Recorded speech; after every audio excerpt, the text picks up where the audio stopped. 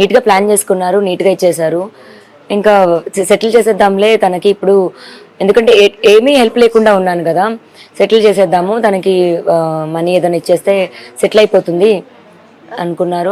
అలా ట్రై చేశాడు రాజు. వద్దు అన్నాను, గొడవ పెట్టుకున్నాడు, బ్లాక్ చేశాడు. ఈ 11 ఏళ్ల ఈ ట్రావెలింగ్, ఈ పెళ్లి, సీక్రెట్ మ్యారేజ్ ఇవన్నీ కూడా రాజా రవీంద్ర గారికి తెలుసా? అన్ని తెలుసు డే వన్ నుంచి. ఎందుకంటే మీకు మీ పెళ్లికి సాక్ష్యం అతనేనా?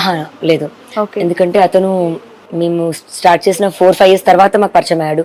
మేబీ అంత గొప్ప వ్యక్తి ఆయన, మరి కలపాలి కపుల్, మరి ఆయన కూతురికే ఇలా జరిగితే సేమ్ ఇదే చేస్తాడేమో, ఫోన్లు స్విచ్ ఆఫ్ చేసేసి. లావణ్య చాలా ఎమోషనల్ గా కనిపిస్తున్నారు. అవును, ఎందుకంటే నేను నా లైఫ్ నేను ముందుకెళ్ళి బతుకుతున్న టైంకి కూడా రాజా రవీంద్ర గారు నన్ను తిరిగి వెనక్కి రమ్మన్నారు. నేను మళ్ళీ సరే నా కాలం మీద నేను నిలబడతానులే అని నేను వెళ్ళిపోయాను 2021లో. తిరిగి నన్ను వెనక్కి రమ్మని. ఎందుకు వెళ్ళిపోయారు? అప్పుడు ఎందుకు వెళ్ళిపోయారు? ఇంకా అవుతుంటాయి కదా ఇష్యూస్, కొంచెం అలాగే ఇష్యూస్. నాకు కొంచెం సెల్ఫ్ రెస్పెక్ట్ లాగా కూడా అనిపించింది. మేబీ నేను డిపెండెంట్ అవ్వడం వల్ల చులకన అయ్యానేమో, నాది నేను చూసుకుందాము అన్న థాట్లోనే నేను వెళ్ళాను.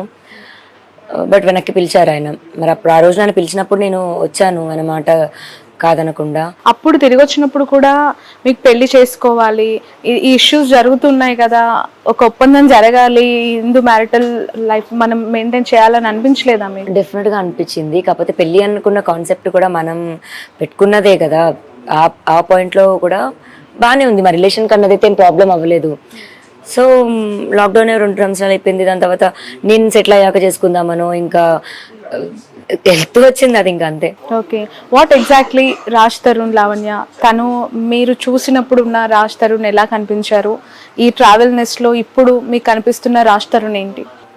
అంటే ఇప్పుడు రాజ్ తరుణ్ మాల్వి కాదండి, అది మల్హోత్రా మాల్వి రాజ్ తరుణ్ అని పెట్టుకోవాలి. అలా అయిపోయింది. ఒక మైండ్ ఒక బాడీయే వీడిలో కూడా ప్రవేశించి ఆమెలా చేస్తున్నాడు. Okay, right. ఎప్పటి నుంచి మల్హోత్రా ఇన్వాల్వ్ అయ్యింది? లాస్ట్ ఇయర్ జూన్ నుంచి అనుకుంటా అండి. నాకు తెలియడం అయితే సెప్టెంబర్ అప్పటికి తెలిసింది. ఓకే, అంటే వాళ్ళ రిలేషన్ ఎగ్జాక్ట్లీ మీకు ఏమని తెలుసు? అంటే దే ఆర్ ఇంటూ రిలేషనా, లేదంటే ఫ్రెండ్లీగానే? ఫ్రెండ్లీగా అయితే అబ్జెక్ట్ చేసే మనిషిని కాదండి, ఎందుకంటే నేను కూడా చాలా ఫ్రెండ్లీ పర్సన్. ఎవరితో అయినా నేను, అది అమ్మాయి ఎవరినివ్వండి అబ్బాయి ఎవరినివ్వండి, నేను చాలా ఫ్రీగా ఉంటాను. ఒక ఫ్రెండ్షిప్ని నేను తప్పుడుగా చూపించైతే మాట్లాడను. ఇప్పుడు ఇంకేదన్నా ఉన్నా సరే మేబీ నాలో నేర్చుకొని ఉండేదాన్నేమో. నేను తర్వాత ఎఫెక్ట్స్ అన్నవి నాకు పడ్డం జరిగింది. నేను వెళ్ళిపోవాలి అని కోరుకుందామే, వెళ్ళిపోయేది రాజు ఇంకా నా దగ్గర డైరెక్ట్గా వచ్చి చెప్పలేడు కదా వెళ్ళిపోయేదాన్ని. మేబీ ఇండైరెక్ట్గా గొడవ పడ్డం, ఇండైరెక్ట్గా మాట్లాడడం. ఒకవేళ మాట్లాడితే వెళ్ళిపోద్దేమో, కొన్ని తిడితే వెళ్ళిపోద్దేమో, కొన్ని గొడవ పడితే వెళ్ళిపోద్దేమో. దీనమ్మ ఇదేంట్రా ఏం చేసినా పోవట్లేదు, ఆ స్టేజ్ వరకు వచ్చింది. మీరు ఫస్ట్ నార్సింగి పిఎస్లో కంప్లైంట్ చేశారు కదా, అందులో మీరు పెళ్లి గురించి మెన్షన్ చేశారా? చేయలేదు.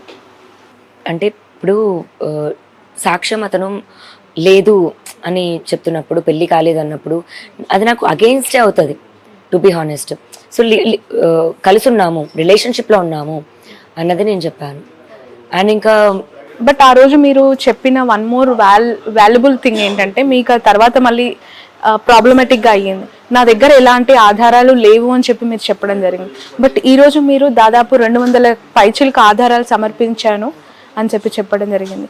ఈ కొద్ది కాలంలోనే మీకు ఆధారాలు ఎలా పుట్టుకొచ్చాయి? ఇప్పుడు ఆధారాలు లేవు అంటే అక్షింతలు వేయడానికి మనిషి లేడు, లేకపోతే మంత్రాలు చదవలేదు, లేకపోతే రిజిస్టర్ చేయించలేదు, లీగల్ అవ్వలేదు అన్న పాయింట్లో నేను, అది కానీ సెల్ఫీలు దిగడము, లేకపోతే ఇది ఇంట్లో కలిసి ఉండడము అలా అయితే ఉన్నాయి. ఇప్పుడు అదే మరి మనిషి ఇక్కడే పక్కన ఉన్నప్పుడు అదే తాలిబొట్టేసుకొని ఉన్నాను నేను. ఇప్పుడు మేబీ ఇప్పుడు తీసేసి ఉంటానేమో. But first 3